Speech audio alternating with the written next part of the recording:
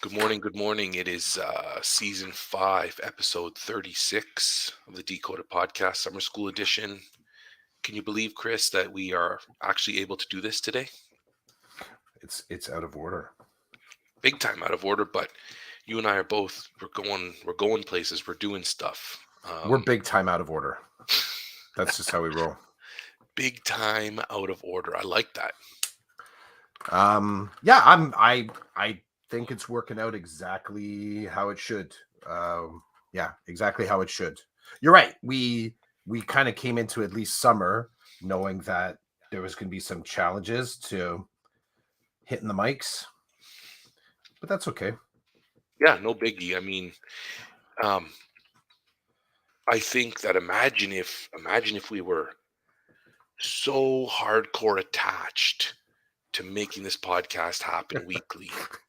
My brain was like, Mind-boggling. just because my brain, it's the ADHD factor, and that I'm on my third cup of coffee. Just the whole because as you're doing that, my brain is completing the sentence. I'm filling in. There's no blank. I'm just running ahead. I'm listening too fast, and my brain was saying, "Imagine if we were actually serious about this. Imagine if we're actually serious about this podcast. That might be problematic, right? Might be It problematic. might be. It might be. But So we're good. So it's fine, right? Like we're good. we're good. We make it happen. Um, Yeah. Dude, listen, you tweeted the other day about burgers and how people like their burgers and how they assemble it from the bottom up. And I have to tell you, every time I see the tweet, because it pops up here and there, I see the tweet and I think to myself, okay, I want to respond. But then I feel exhausted from trying to break down how I like to build my burger. It's I a feel I'm thing. like, Is oh, it? I Is it? can't do this. Is it not a thing though? And I kept on. I mean, I was just. I mean, if I had really, if I had more time, I'd be kind of like pushing people a little bit harder. I'm like, but tell me, like, what's the order here? I said it's because I will say whenever I have a burger at home, I'm constantly playing with the arc. You and I talked about this actually. I think I'm having a flashback about from a restaurant's point of view. We're talking about poor construction, right? And the thing falling apart. I'm sure we did multiple episodes. This is the first time burgers have hit our pod, right? But I do have I have this very almost obsessive drive every time I make burgers at home is I'm Yeah. looking at the same. There we go. I'm looking at that. You know what? We're gonna be totally. What's There we go. happening? Cheers. Cheers, Wait, buddy. see if we wait. Do it Oh, into the oh, there we go. ding. There we go. That was awesome. But every time I build the burger, I got pretty much the same stuff. We got we're now on shredded iceberg is the thing. We like that. The family likes that. So I'll do a fine sort of like it's called a chiffonade. Oh, okay. Hey, chefies out there, a chiffonade. Yeah, chiffonade is like where you would kind of roll up any sort of flat herbs, kind of cabbage. It could be leaf lettuce, and you just do like little ribbons on the end of it, right? So that shredded lettuce. So we're addicted to that. I love It's that. got to be tomatoes. The tomatoes I season ahead of time, so I'll slice them out and I'll put some steak spice on them. Just let them sit with that on it. Pickles, onion, like a white onion, relish mustard. I'm a fan of mayo. Any mayo-based sauce on a burger, I'm good. Sometimes avocado. I don't need that. Sometimes a fried egg, but I don't need that. But every time I'm looking at it, I'm like, how do I maximize the liquid component that's going to go on top of the burger without wrecking the integrity of the bun? It's ridiculous. It's absolutely ridiculous. I think about it every time.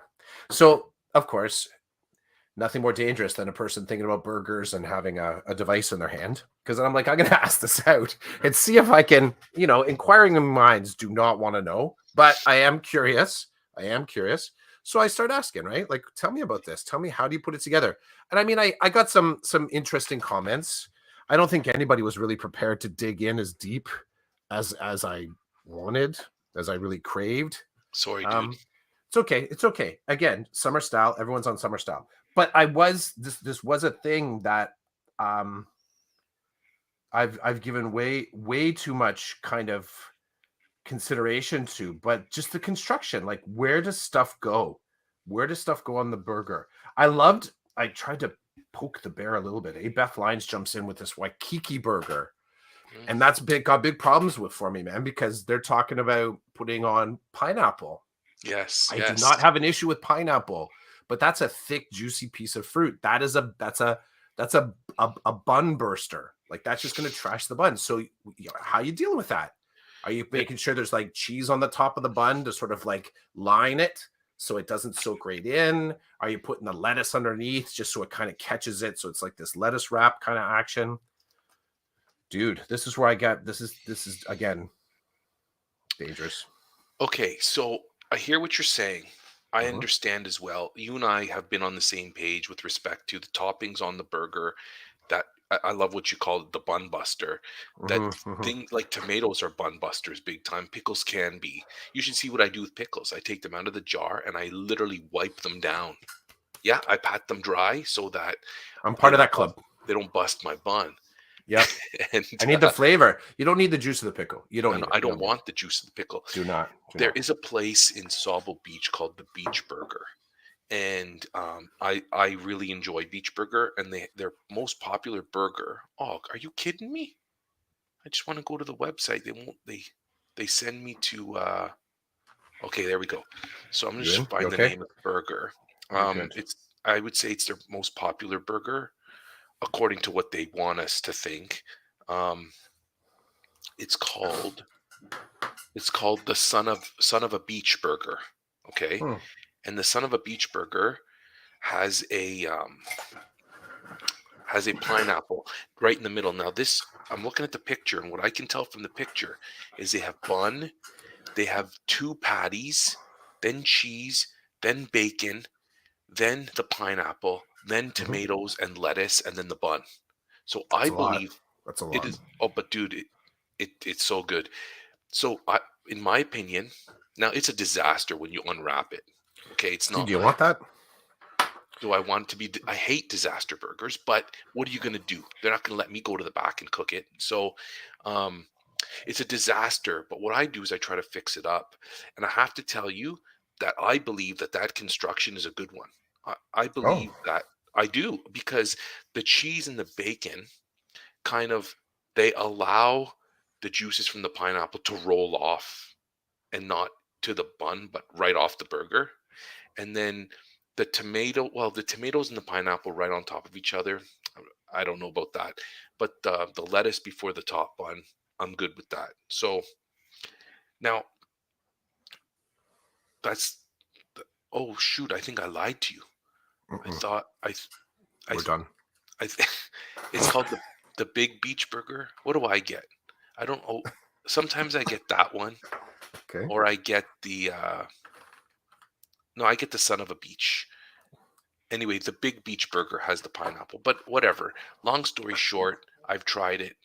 It tastes good, um, but I'm with you. I don't want my bun to be a soggy mess. The other day we were eating burgers at the cottage, and as we were eating the burgers, I was laughing because my wife, as you know, she's got a real thing about the buns on the burgers. Oh, this is what I remembered. Yeah, that was like Sarah doesn't interact with my stuff often. Like it just when I post up, I think we follow each other in different spaces, but she doesn't interact. But that bun one, that lit her up. That lit her up. So, and it came up at the cottage. She's like, as we're eating the burger, she's like, one day Roland and his friend Chris were on one of their food adventures. And I think my in-laws get heartburn when they hear about the food adventures. But she's like, they were on a food adventure and the phone rings and they're in a car driving from one location to the other. And Roland's like, tell Chris about your bun issue. And so then she explained how it's got to be fresh and she prefers um she prefers bakery made buns Yeah, rather than the ones that are prepackaged. And I'm the feel opposite. that. I don't want the burger Feel ones that. because I don't want the bakery ones because they're too damn big. They're big and they're like mushy. No, I want a prefab. I want prefab. Anyway, so that was good, dude. But I just I couldn't muster the energy, which is hilarious Couldn't because mustard. Let's get the metaphors in there. mustered Come the on. energy. Couldn't get mustard the energy. I really relish this conversation though. That's awesome. I hope I can catch up to you I in was all I was this. hoping you'd let us continue. Um, Oh, can we jump? can I Oh, go? go. You jump. No, you jump. No, so you got me more curious. I was gonna say, do we mention? I gotta mention it. The book club for men. Go for it. Is that a word? Not much to go for. Just kind of like dropping that in. We got some folks, which is cool, to come in, read a book, and the autobiography of Malcolm X. What I love, one of the things, there's lots of stuff that I love, I find fascinating, that I find like is feeding me about this book so far. I love on the front, and I don't know what version you have of the book, but here's what I love. So on the front of the book, as told to the autobiography of Malcolm X, as told to Alex Haley. I love that. I've never seen that language before. I've never seen the language like that. Like that seems like so much more powerful than like Malcolm X in his own words or by whatever. I think it opens up a really interesting space of so the autobiography of Malcolm X, I think the word autobiography entails that Malcolm was a part of it. Dude was there, right? No, so. but it's also interesting as told to, because it's the autobiography of this person as told to Alex Haley. Now, Alex Haley was there, right? Like Alex Haley's part of the family. But then I also just wondered, and I'm starting to wonder this would look like, who else was telling these things to Alex? And if there's any sort of space in there where it's like is it 100% Malcolm recounting this stuff, or is it because Alex was there for part? He's like his uncle. Alex Haley is his uncle. I think he's in the fam. Alex Haley's in the fam. He's connected to him somehow. But it just made me wonder. It made me wonder who else was telling the story, and that just set up a really interesting autobiography typically is by the person about themselves. So I got that in my head. But I'm digging the book. I'm digging that. There's so much that it's reminding me of everything that I don't know about this dude. And on the on-ramp, when I mentioned to you, I'm just really trying to get beyond the mass media version of like what I've consumed about this person so far. How do I escape the gravity of that to really kind of take in this book in a way where I can kind of remain neutral in a lot of ways, but also keep thinking, because I don't have any grounding in these events as they were happening. I had no awareness as a child. Racism did not exist when I was a kid. For real? Well, I mean that like you didn't. Yeah. See that. No, I did not. I had no gaze towards it. I had no mentorship in it. I was not negatively impacted by any racist decision I ever made. Like there was no cause and effect to this particular dimension of the world. Like I just had no access to it. So I always get really anything that starts to talk about like the 60s and 70s makes me think about what was going on in my parents' life and how they were, were they observing this stuff in real time,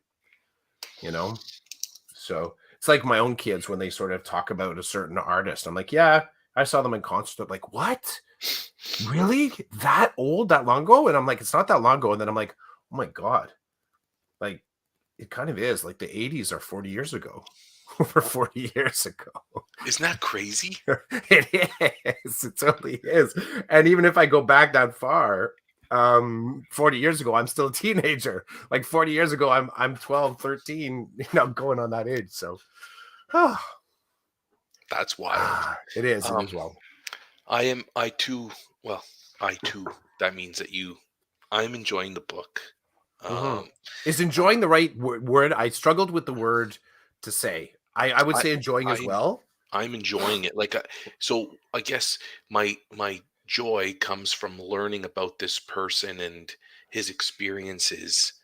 Um, I'm really, I'm, as I told you in the on ramp, I'm appreciating getting to know who this character was as told to Alex Haley. And according to my research, Alex Haley was a writer Mhm. who connected with Malcolm X somehow. I can't find any connection to him being related. It's very possible, but nobody's coming right out and saying that they were related. So I'm having a hard time. Um, it said Godfather. okay. It said he co-authored the autobiography of Malcolm X. Yeah, so back in so in the I knew I highlighted something in here. So in the foreword by Atala Shabazz, um Atala Shabazz was his wife or his daughter. daughter. Gotcha. Um so the line in here is, my godfather Alex Haley bequeathed me the opportunity to write this forward to my father's autobiography. So Alex Haley was a godfather to the fam. Well, at least to Atala. So yeah, I jumped. You jump back in. Um, I'm just it's awesome. I'm enjoying learning. The learning is good, and I'm making connections to the stuff that we learned about in Kendi's book.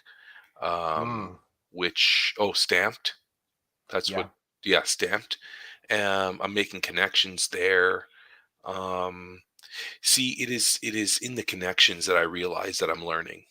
That I'm like, oh geez, I remember hearing something about this, or I see a connection here between these two things.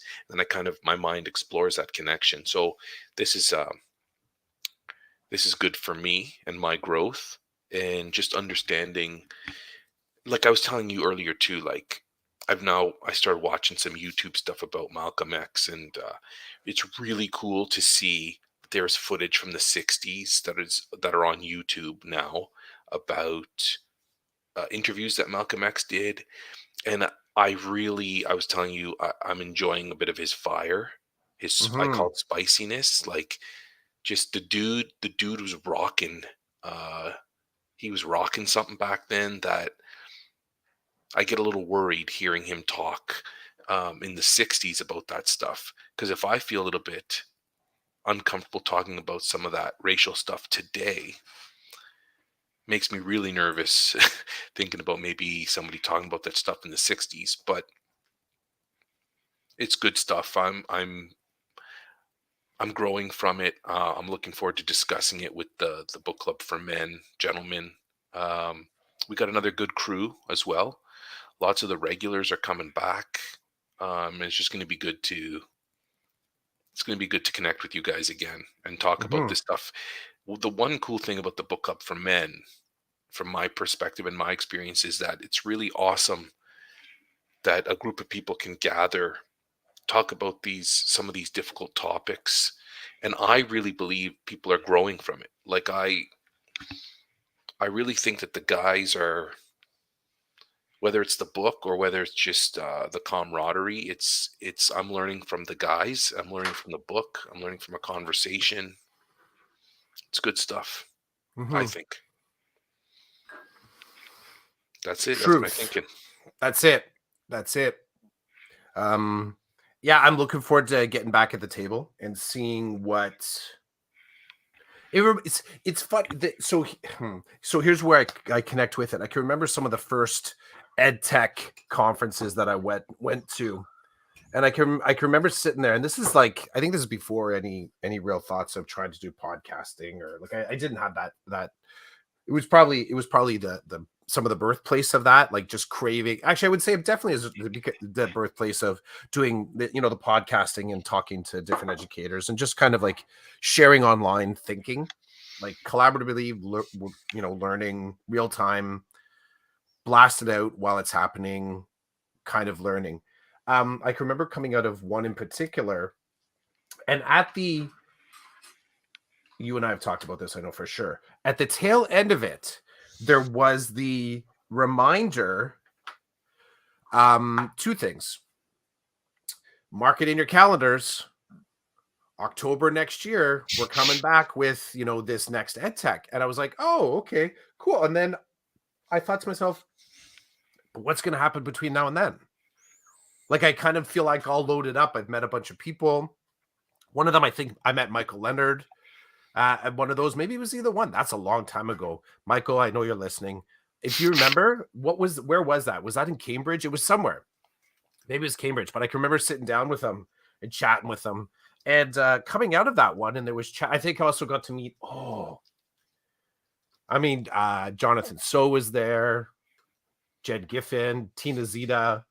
Also, I always forget his name. The dude that works for Peel that was refurbishing the computers, and it was a big part of his student life. What's the dude's name?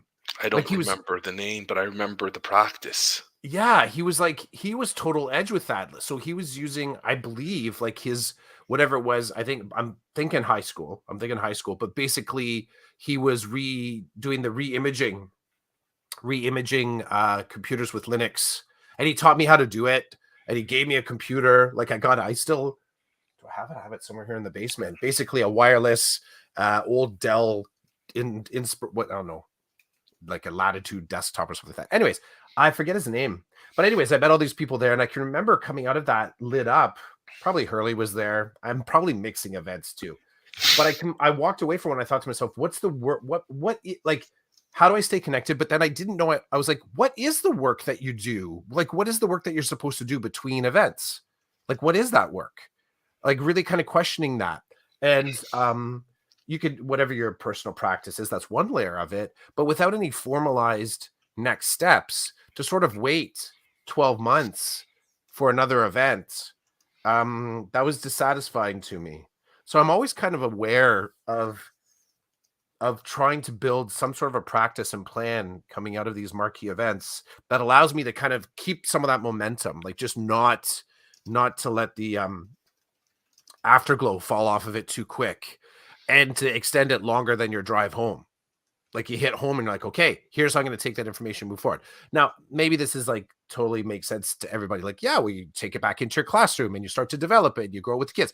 Maybe that is logical to some people. But at the time, because of the marquee events that I kind of, and this was kind of specific to going to some of the ed tech ones, they felt so big. They felt like they were just such, like, you paid a lot of money to get a ticket there, or you present, like you sort of found ways to be a part of these big Google events.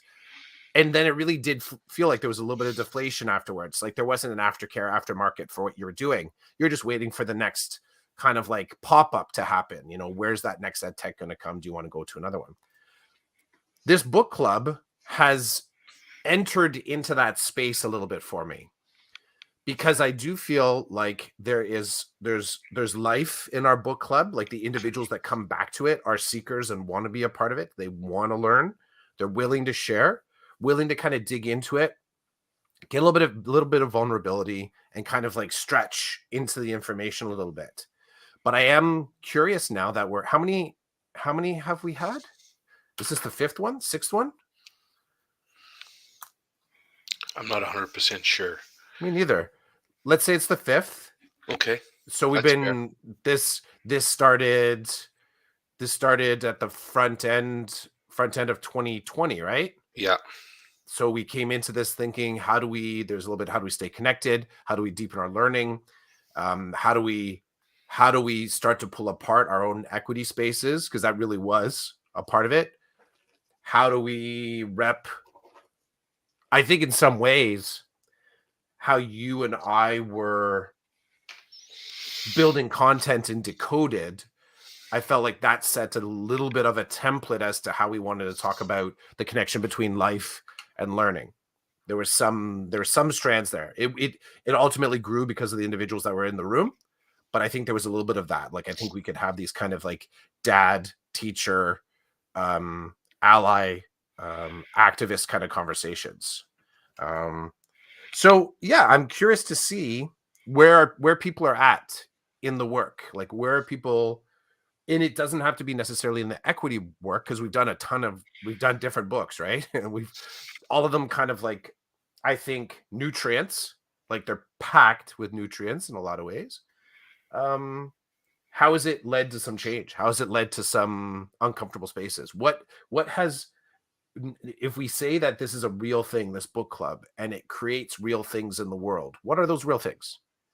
What are those real things?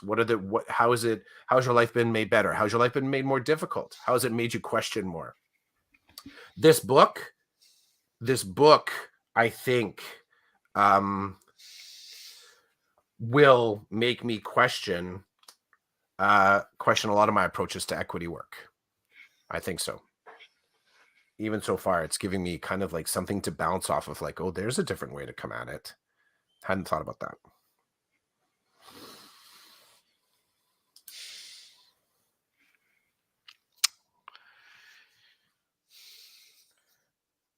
Decoded podcast, not just about burgers. I found my Decoded podcast T-shirt the other day. DCP, Jake, it's more than a podcast. yeah, you know what? I'm more than the T-shirt. I don't even fit it in anymore. Jake was wearing it. You were telling, yeah, I thought that was hilarious. I didn't even try mine on, but I'm sure what'll happen is I'll end up giving it to Ben, who will wear it out and about as just a shirt he throws on. People are going to be like, "What is this kid wearing?" But I think it's funny that our kids can be our advertisers, right? And for a product that no one's going to bother to buy, right? Yeah, the product that nobody's going to bother to even look into. Even if they Google DCP, it's not going to come up as anything. No, we've really just let go of the whole marketing element. Our marketing intern left. They graduated. Yeah. I got another thing for you. Did you have something you want to pivot to? If you didn't have anything, I was gonna jump in and drop. I think it's your turn. It's your turn. Do it. It's the Shakespeare thing about that tweet that we saw. I was gonna go there. Do it. Okay, well, I'm gonna butcher this, but there was a tweet and I saw you responded to it, so then it caught my eye, and then I read the tweet, and it was about an educator in Ontario who's finishing up an AQ course or doing an AQ course. AQ courses. I passed mine. I know I texted you. I was so proud. I don't know if you thought I was joking, but I'm like, I got the message because I was so scared. Dude, I didn't get any feedback the entire time I was in the course because all those assignments that you got feedback on were due at the end. So, and I couldn't wait till the end. I couldn't create a unit that was like 52 pages until the end. I couldn't. So I was like sitting on my hands. I'm like, am I going to pass this course? Am I going to not? Because the pass is a B plus. Am I going to get a B plus? So I was the one day, boom, like five feedback things appeared in the course for me. And I read them all, and it was all good. My instructor was like, I love this and I love that. You did a great job of doing this. I was getting A pluses. So I was not on the lower end of the B plus. I was on the high end. So anyway, long story short, I know you like that one. I got to the comment that said, congratulations, like your unit is excellent. People can use this right away. You did a good job with differentiation. I'm like, I'm waiting for the part that says fix this. There was none of that. So then I look at the rubric and I'm like, okay, I passed. I mean, she's not said anything that says I failed. So I texted you right away, and I don't know if you took that as a joke or whatever, but I was seriously like, I'm like, Sarah, I passed. She's like, of course you friggin' passed. And I'm like, no, but you don't understand. I didn't know what I was doing. Nobody would tell me. Nobody would answer. Like, nobody answered my queries about my progress updates that I was handing in. So I don't know if I was passing or not.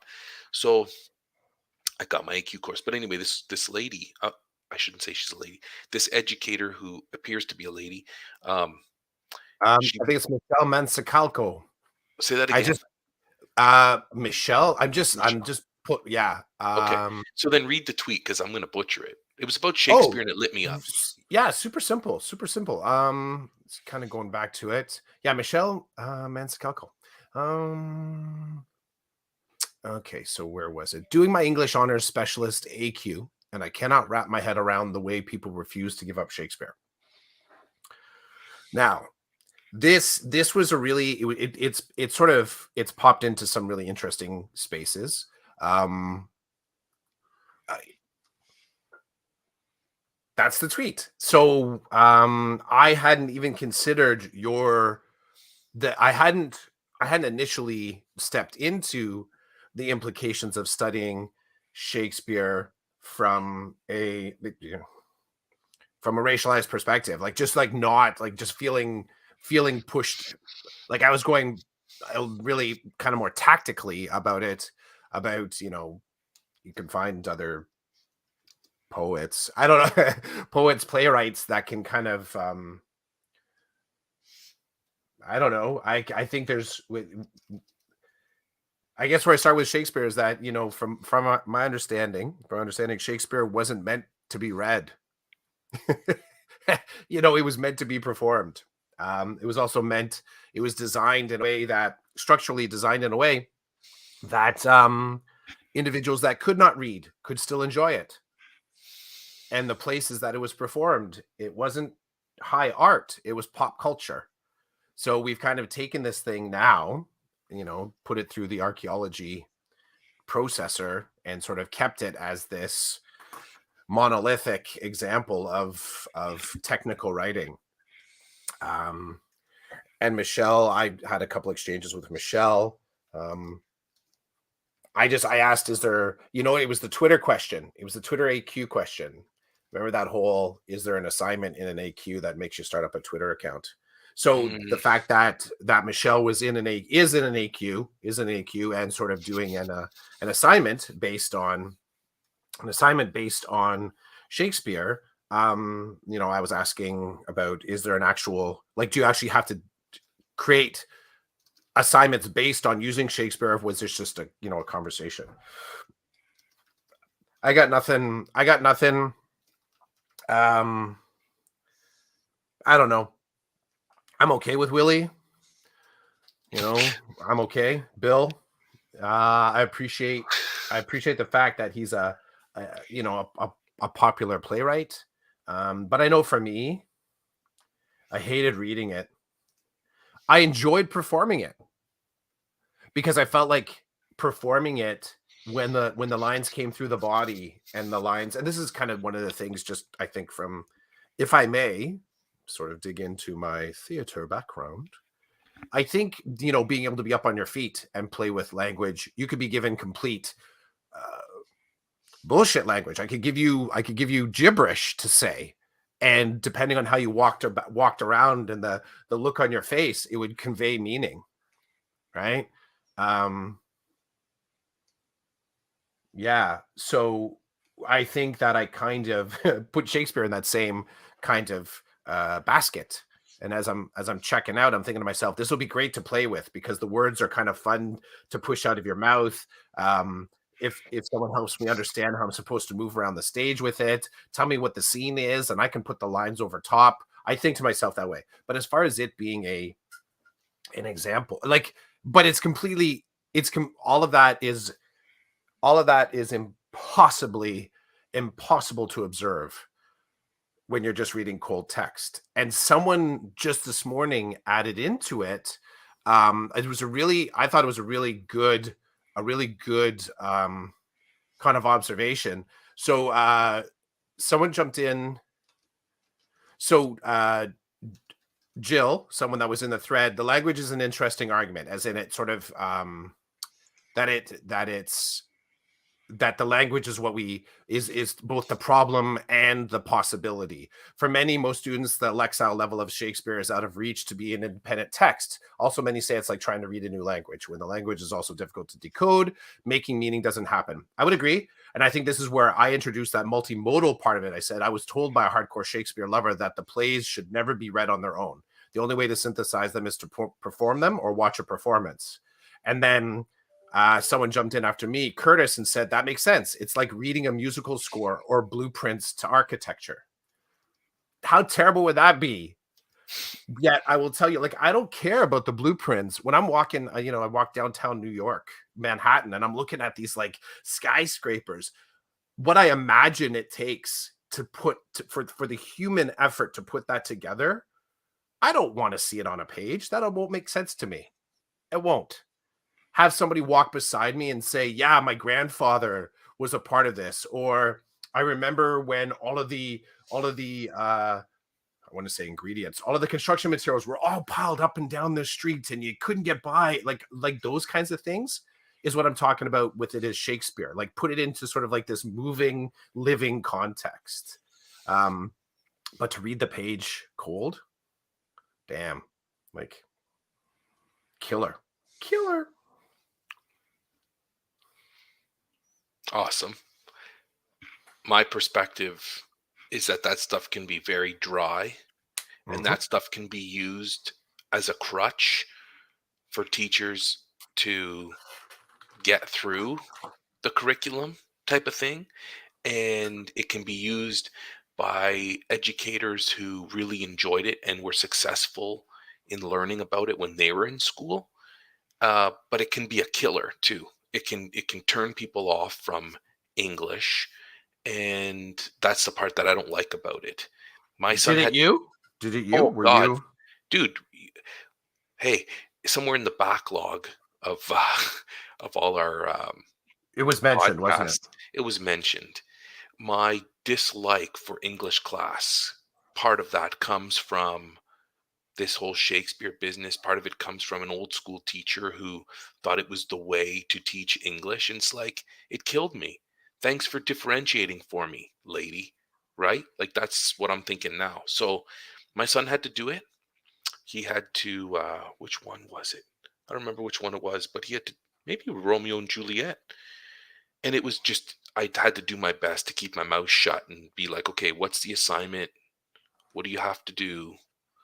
Um, let's figure out how you're going to get this done. And, as we're reading this stuff, he's like, what does this mean? I'm like, well, this is the beauty of, I'm trying to be all, this is the beauty of English. You're supposed to think about the content. He's like, Dad, I don't understand what it means. I'm like, okay, crack open the computer. Let's look it up. What does this mean? And I'm like, this is BS. This is BS. My son, who's in grade 10, has to do this. He's like, what is this shit? I'm like, this is what you're learning in the course, so you got to do it. Um, and I think the task at the end of this reading was a good one. I think he had to do a podcast or something about I it. remember. I remember. Okay, so it was like, so the product that he was creating in the end was, two thumbs up, that there was some well, Sounds like there's there was merit no to it. option. It was, this is what you have to do at the end of this assignment. But it worked. That worked. That helped him kind of feel a little bit more into it. And then when he started to understand some of the infighting between the families and stuff, he kind of enjoyed that too. So some good came out of it, but like, I'm like, oh really? You had to use Shakespeare for this? Why didn't you choose three different texts and have the kids choose which one they wanted? And if they wanted to go old school Shakespeare, then they could have done that. Because some of his friends were getting a hoot from it. They were they were loving it. But then they didn't seem to struggle with the chorus. So it's one thing when and struggle is good, but it's hard to explain that to a 15-year-old, right? But As in anyway, the merits of it. You're talking about like the oh, merits of the struggle. struggle, yeah, the merits of struggle and Yeah. the positives that come from getting through the struggle, and even not getting through. There's lots of benefits, but we're hinging all this on this kid's trying to get a credit, and he's trying to get a good mark in the credit because this is some of the nonsense that you need in order to proceed in a successful manner in school, right? There's things Mhm. attached. If it was just for fun, him and I talking about Shakespeare, we could do what we want with it. But it wasn't for fun. It was for a credit, Yeah, exactly. right? And it was for, Yeah, no, I gotcha. so that's what, and that, dude, the same thing happens to me. And I'm learning how to deflect some of this. Like the AQ course I'm writing right now. I'm feeling some heat on some of the writing that I have to do. And the topic is one that interests me, but I have to produce something that, like, teachers are going to have to, teachers are going to pay for this course. And I'm thinking, I don't want it. I need to create something worthy for those teachers. But I'm trying not to let that get in the way. I'm trying to let my love for the reason why I signed up to be part of the writing team. I need to keep that in front of me. Why did I sign up to be part of the writing team? It wasn't solely just to create a product for teachers. It was so I could do some learning and I could flex some of my experience and my professional skills and understanding.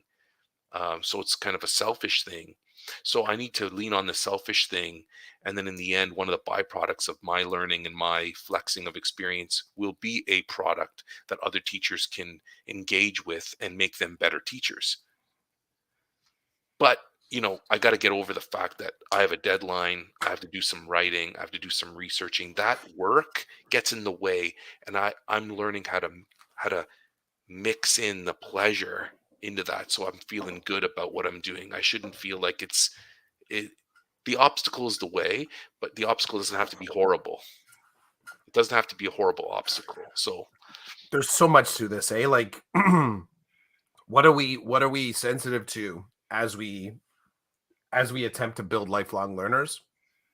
Like, what are we actually sensitive to as a educator? There's something about Shakespeare that feels like it falls very close to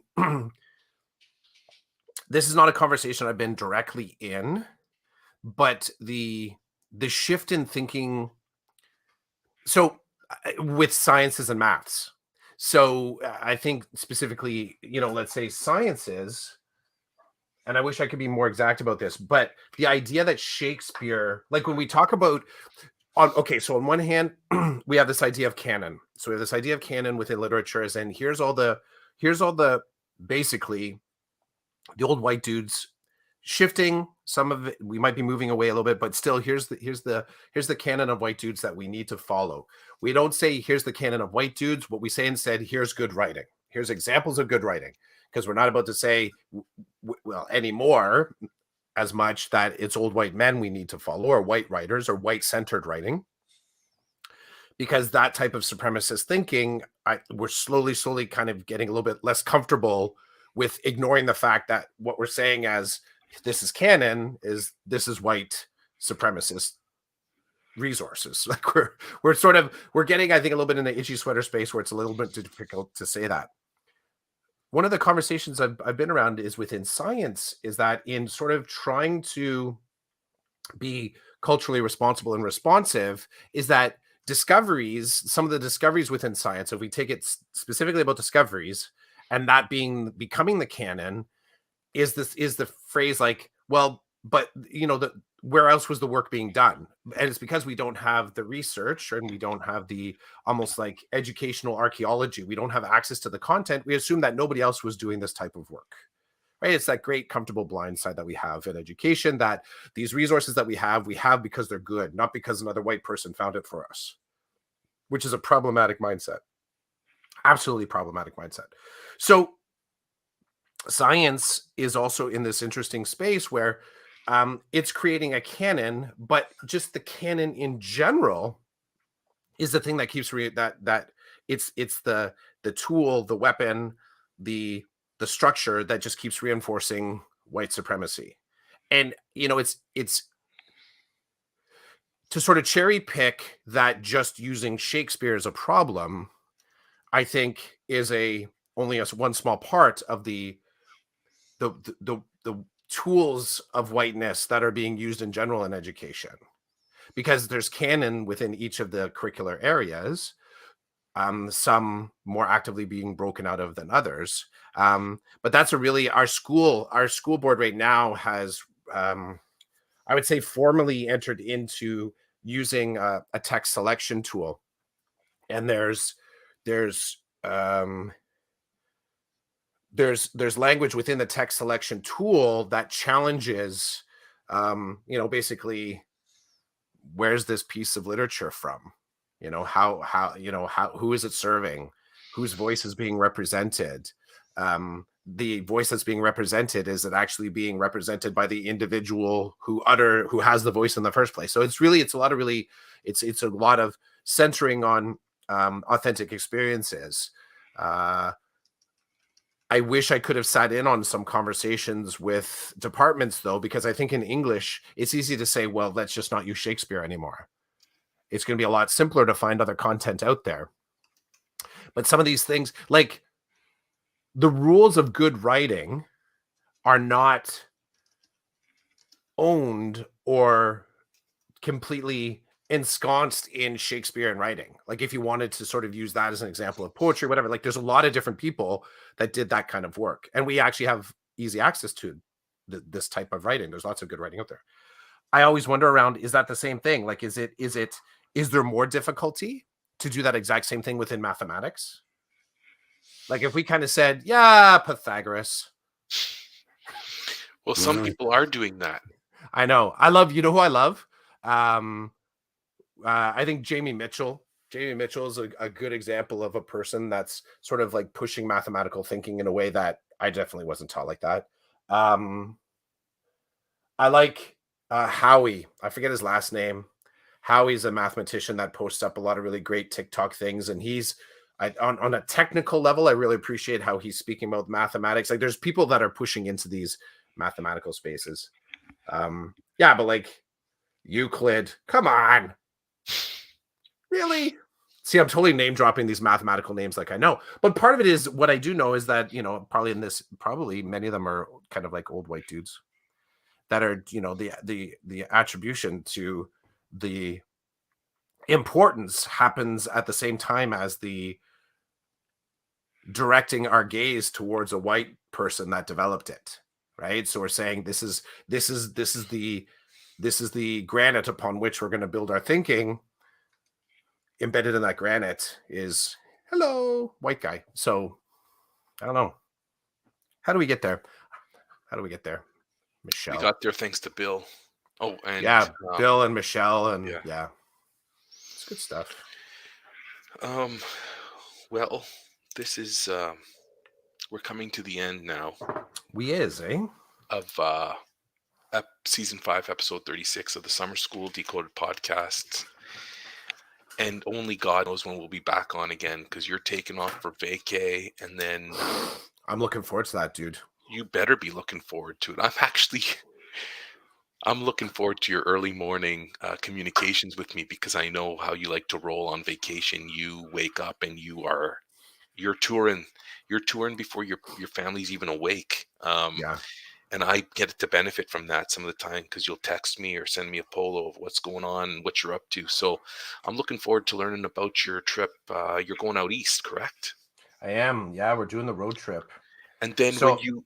Oh, sorry, go. I was going to say, so this morning, at least for a brief moment, bro, brief moment for me to see 170 for gas, I was like, oh, yes. So we've just kind of, Karen and I, we just kind of look at each other like, oh, the gas. But we're like, you know what? We'll figure it out. We'll figure it out on the back end, because this is something that we've been planning. It's sunk cost. It's a perfect example of sunk cost. We got to keep this trip because we've been planning for this trip, and we want to have this trip, and we're entitled to this trip. I think the other really sweet spot in those that we're really looking forward to spending time with the fam. I'm totally stoked, like, just to be able to see the East Coast, like, with adult eyes, right? The ocean, the landscape, the lighthouses, maybe some whales, maybe some seals, maybe some seafood, and definitely a lot of early morning posts. Yeah, you'll get it through this.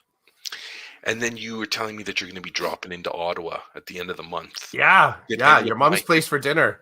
Did any of my suggestions, other than my mom's place, are you going to be? Yeah, we're aware. So we're lucky. Well, it's lucky. I don't know if it's lucky. We booked we did all of the hotel booking back in, like, it was like early April.